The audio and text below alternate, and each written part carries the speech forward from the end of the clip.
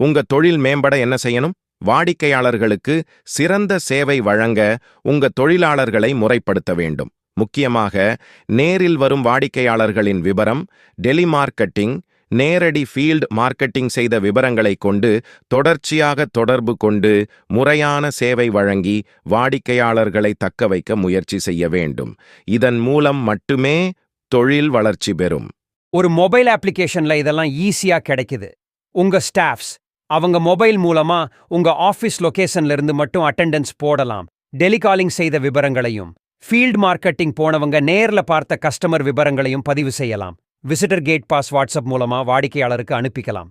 இதெல்லாம் அந்த கஸ்டமரை மறுபடி தொடர்பு கொள்ளவும், வாட்ஸ்அப் மூலமா உங்க விவரத்தை அனுப்பவும் ஈஸியா இருக்கும்.